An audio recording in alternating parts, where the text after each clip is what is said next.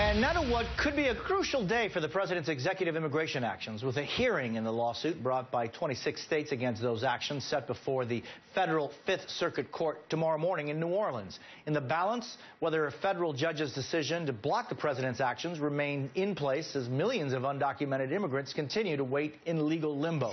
Joining me now to talk about that and more, two Democratic congressmen, Illinois Representative Luis Gutiérrez and Arizona Representative Raul Grijalva. Gentlemen, thank you for being with me. Pleasure. Congressman Grijalva, you both are going to be sitting down with the people. This is affecting directly tomorrow DACA and DAPA eligible undocumented immigrants. What do you tell them when there's so much uncertainty about these programs?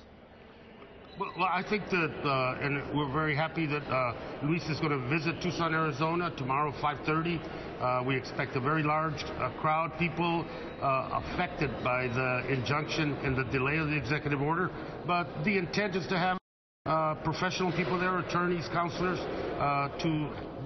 for people to begin their preparation about if they're qualified, but more importantly, to continue to present an optimistic view of what's going to happen. That at the end of the day, these orders are going to be legal and upheld, and as such, people need to be preparing and not to be intimidated by what they see and the rhetoric that they're hearing from the other side. But Congressman Gutierrez, you know there's a lot of fear in the Latino community. You both see it every single day when you serve your constituents. That fear is not going to go anywhere while this legal limbo continues, and really nothing is being done in Washington as far as immigration reform. Sure. Look, here's how I look at it.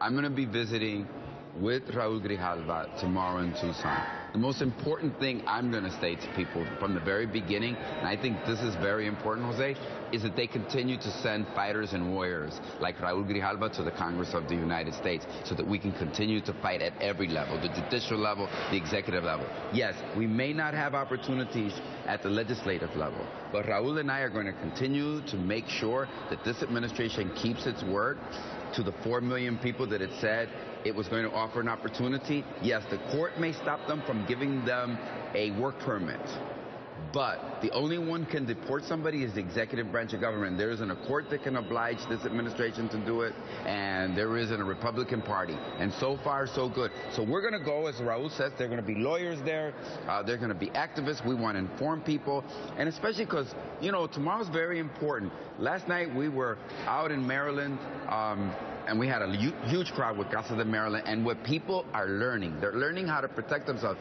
But what's going to be real essential tomorrow is, you know, Raul's on the front line down in Tucson, right along the border. There are a lot of Border Patrol agents, and they need to get an education that the president's executive orders prioritize criminals, not children, not the destruction of families, and they need to know that, and we need to prepare people to protect themselves. Yeah, Congressman Grijalva, you know, in the town hall that I had with the president, he said that there would be consequences for people down the line who don't support or understand what Congressman Gutierrez just talked about. But, you know, there are a lot of families that are being separated that qualify right now under DACA or DAPA, and nothing's being done. That continues, Congressman Grijalva.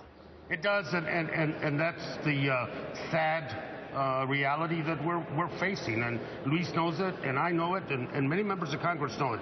The division in families, the separation. We're going to have three very compelling and telling stories by children. 9-year-old, 11-year-old, and a DACA student that talk precisely to that separation and the fact that for 2 years, this one young man who's in the 5th grade has not seen his mother.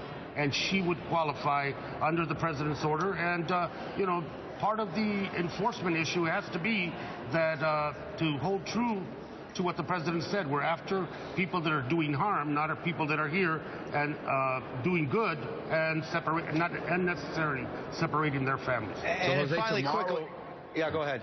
Tomorrow, what we're gonna do is everybody that comes to the event, they're gonna learn how to protect themselves. So let's say they're driving. They went 10 miles over the speed limit. Hey, pay the ticket. But if they take you before an immigration agent because you were driving a car, the punishment shouldn't be deportation. You know, let's go after gangbangers, criminals, drug dealers, people who do harm in our community, not people who are driving their kids to school or to the doctor, people who are just living their lives and working. Let's prioritize the criminals. And we want to teach them how to protect themselves under the president's executive order, because the president told you there are going to be consequences to those who don't prioritize deportation. We also, on our end, have to train people and inform them how to teach those ICE agents to have those prioritizations. Congressman Gutierrez, very quickly, there are some in the Latino community that are asking you to run for president as a Democrat. Have you been thinking about that? I am running to the district this weekend with Raul Grijalva. The next day I'll be in Albuquerque. I hope you can come with me to Spokane, Washington the following weekend. I didn't get an answer on that. And I'm going to continue to travel all around this country protecting immigrants. Tucson, you know that that's what's in my heart. Running for president, that would not be true to who I am. I think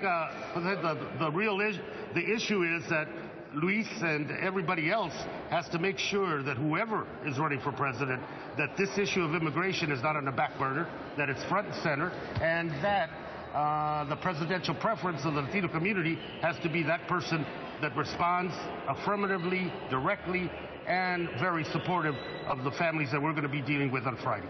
Congressman Grijalva and Gutierrez, thank you both for being with me. I know Luis Gutierrez gets involved when he starts throwing in some Spanish and has to turn it back to English because I know what we're talking there because we do this on Telemundo as well. Gentlemen, thank you for being with me. I really appreciate it. Thank you.